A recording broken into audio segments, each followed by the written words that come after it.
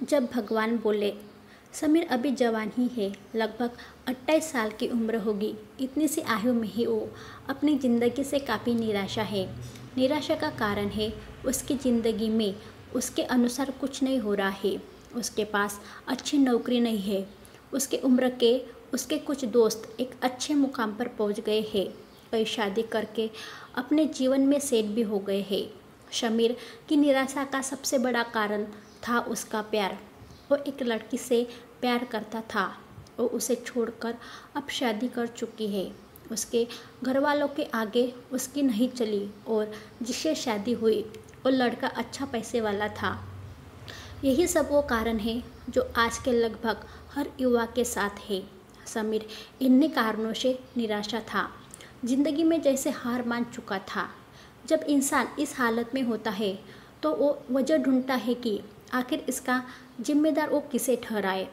समीर को अब वो मिल गया था जिसे वो इसका जिम्मेदार ठहरा सके, भगवान। समीर अब भगवान को कोसने लगा। इस सब कारणों का जिम्मेदार वो भगवान को मानने लगा। समीर और उसका परिवार पूजा पाठी लोग हैं। समीर को लगा कि इतने सालों के उनकी इस पूजा का उसे कुछ लाभ नहीं मिला। उसने किसी का बुरा नहीं किया, कभी कोई बुरी संगत में भी नहीं पड़ा। फिर भी उसके साथ आखिर यह क्यों हुआ? आज उसने जो चाहा उसे कुछ नहीं मिला, ना प्यार, ना अच्छी नौकरी। समीर यह सब अभी तक अपने मन में दबा कर रख रहा था। लेकिन एक सुबह जब उसकी माँ सुबह पूजा पाठ कर रही थी, तभी उसका मन में दबाया हुआ निकलकर सामने आया। क्या होता है भगवान? कहाँ है भगवान? क्यों करती हो तुम रोज़ पूजा? क्या फ़ायदा होता है इन सब से? क्या दिया है तुम्हारे भगवान ने हमें? माँ और पिता अपने बच्चे को अच्छे से समझते हैं। उन्हें पता था कि समीर कुछ दिनों से परेशान है। अपनी इस परेशानी को कह भी नहीं पा रहा था। उसकी माँ और पिता ने उसे समझाया, लेकिन उस समय उसे कुछ नहीं समझ आ रहा था। समीर उस दिन भी घर से निकला, फिर वही तलाश में। मन अशांत और यही दोहरा रहा था कि भगवान ने उसे कुछ नहीं दिया। वो लोकल ट्रेन में चढ़ा। काफ़ी भीड़ थी उस ट्रेन में। उसमें उसे पता नहीं था कि उसके सभी सवालों के जवाब उसे मिल जाएंगे। समीर का मूड खराब ही था।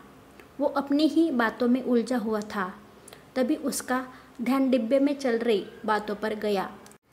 एक बुजुर्ग करीब 65 साल के एक बच्ची के साथ उस डिब्बे में थे। बच्ची करीब 7 साल की है। बच्ची खिड़की पर बैठी आते जाते पेड़ देख रही है। अभी तक समीर ने उस बच्ची का मुंह नहीं देखा था। अक्सर सफ़र में लोग अपने सुख दुख साझा करते हैं। उसके दादाजी बता रहे थे कि वह हर जगह उनके सामर्थ्य के अनुसार उस बच्ची को ले गए। उनकी पोती बोल नहीं सकती, ना ही सुन सकती है। उसके माता पिता एक एक्सीडेंट में चल बसे हैं। उस बच्ची का उसके दादा दादी के अलावा और कोई नहीं है। समीर यह खड़ा सब सुन रहा है। बुजुर्ग दादाजी अपनी कहानी सुना रहे थे।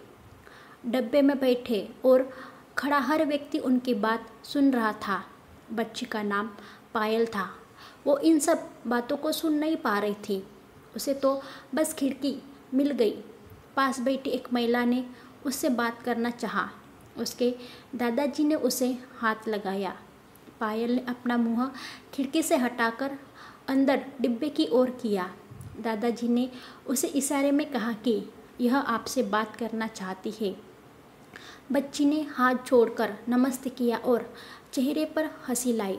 उसके गाल पर एक डिम्पल पड़ा। उसकी हंसी देखकर डिब्बे में कोई ऐसा नहीं होगा जिसके चेहरे पर मुस्कान नहीं आई हो। समीर भी उनमें से एक था। दादाजी भी बड़े आशावादी थे और कह रहे थे कि ऊपर वाले की मर्जी के आगे किसकी चली है। बस हम तो केवल कोशिश ही कर सकते हैं। बातों बातों में बच्ची अपने दादा और दादी की नकल करके सबको बताने लगे। हर एक का मन करुणा से भर गया। ऐसा कोई नहीं था जो उस बच्चे के ठीक होने की दुआ नहीं कर रहा हो। समीर अब बदल गया था। अब वो नहीं रहा जो ट्रेन में इस डब्बे में आने के पहले था। उस बच्ची की मुस्कान उसकी आत्मा तक चली, जैसे कि भगवान ने खुद उसकी बातों का जवाब दे दिया हो। जैसे भगवान आज बोले। उसे लगा कि उस बच्चे के आगे तो उसका गम कुछ भी नहीं है। फिर भी ना उसके दादा को कोई शिकायत है, बस उम्मीद है। समीर उस बच्ची से नज़र नहीं हटा पा रहा था। जब वो बच्ची अपने स्टेशन पर उतर कर गई, तब उसने उसकी तरफ फिर से मुस्कुराते हुए उसे पाए कहा। समीर को अपने सारे सवालों का जवाब मिल गया था। अचानक से उसे लगने लगा कि उसके पास सब कुछ है। ऊपर वाले ने हमें यह खूबसूरत जीवन दिया है, हमें यह खूबसूरत दुनिया देखने का मौका दिया। इतना ही बहुत बड़ी बात है। अब वो शिकायत नहीं, धन्यवाद देने लगा। भगवान की दी यह ज़िंदगी बहुत खूबसूरत है, इसे मुस्कुराते हुए जिए, परेशानी से घबराए नहीं। ऐसी नई स्टोरी के लिए हमारे चैनल को सब्सक्राइब करके घंटे की बटन दबाना ना भूलें, ताकि आने वाली हर वीडियो की अपडेट आपको मिलती रहे। Thank you for watching this video. मिलते हैं अगले वीडियो में।